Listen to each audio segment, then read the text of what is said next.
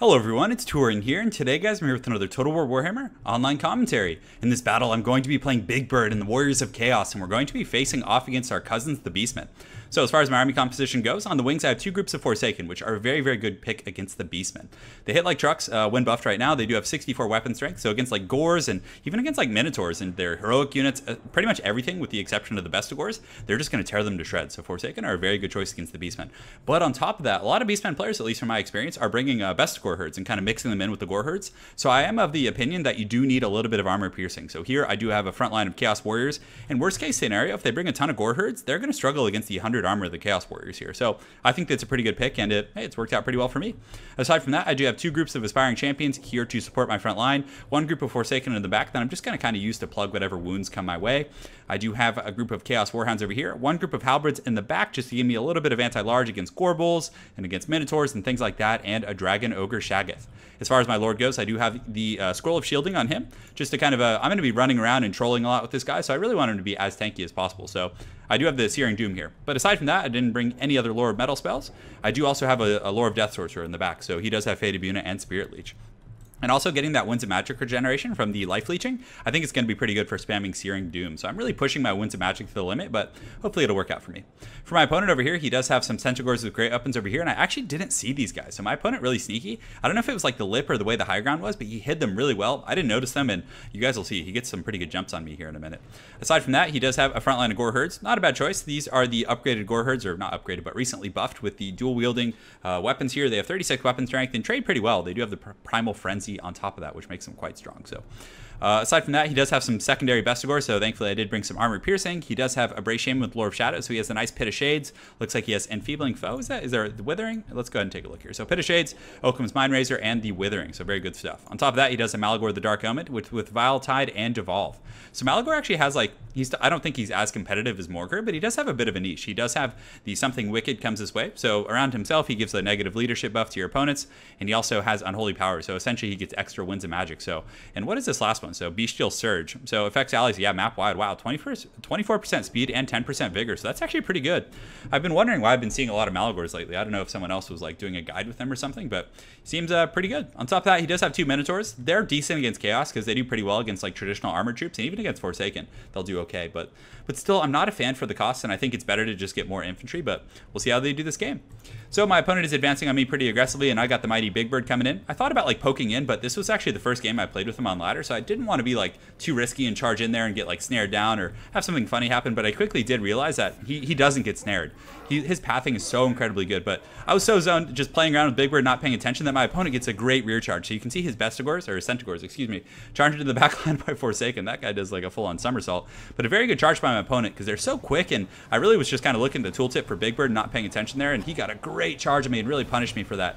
On top of that, he does get a pretty good Pit of Shades, which grabs my Halberdiers back here. So very well played by my opponent, definitely seizing the advantage initially. It doesn't do that good of damage though. I mean, it does, you know, what, like 30-40% HP damage, but they still have 75 models.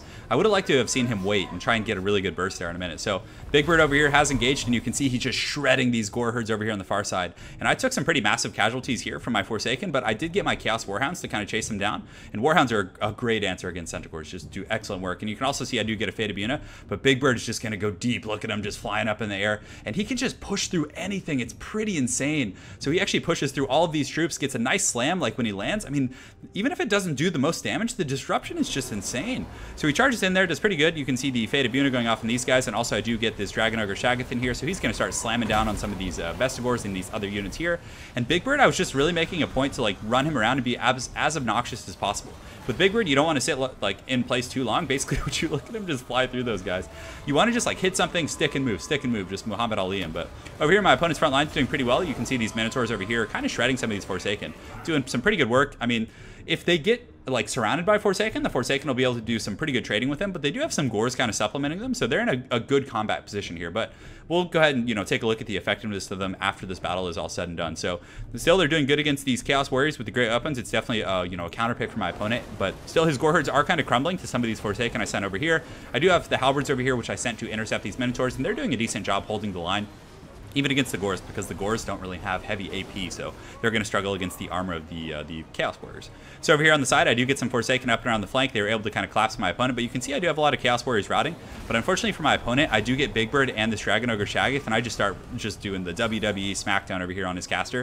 And you can see Big Bird, he's got some track star wheels. He actually has 60 move speed, so he's just incredibly fast.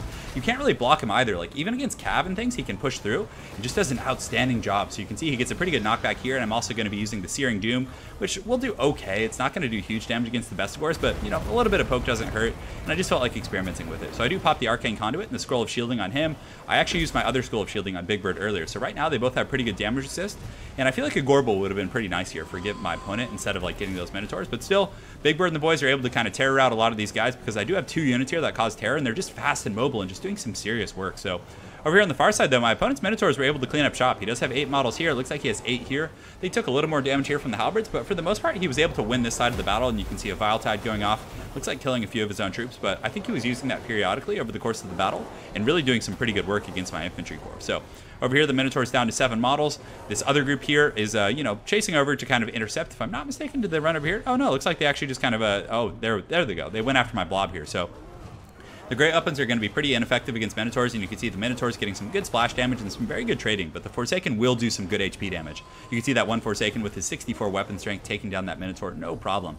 But Big Bird and the boys are kind of coming over. I was able to clean up that flank. You can see most of his troops are terror routing over here. Some of them will come back, and the balance of power is a little bit even, but for the most part, it's starting to tilt in my favor. Now that Big Bird and this full health Shaggoth, like, he doesn't have great answers against my Shaggoth, which is a big problem.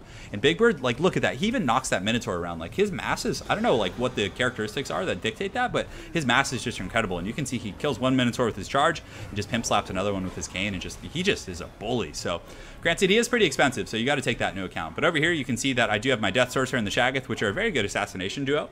With the Spirit Leech and the Shaggoth, single target DPS is pretty incredible. So Malagor the Dark Omen, having lost his auxiliary troops over here, is definitely in a bad shape, so he's just going to get beaten down.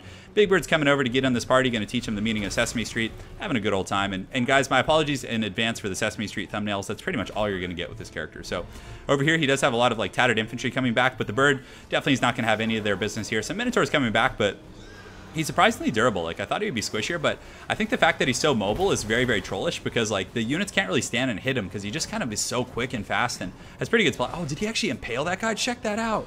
That's so cool. I've never seen that animation before. And look, and then he, like, whacks the other guys with him.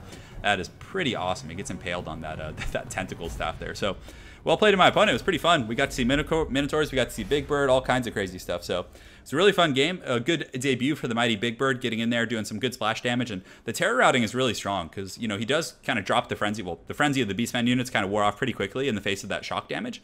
And, you know, he was able to terror out a lot of those guys. So well played to my opponent, Snake. Look forward to seeing you again on ladder. And I hope you guys enjoyed that Big Bird game. Have an excellent night and take care.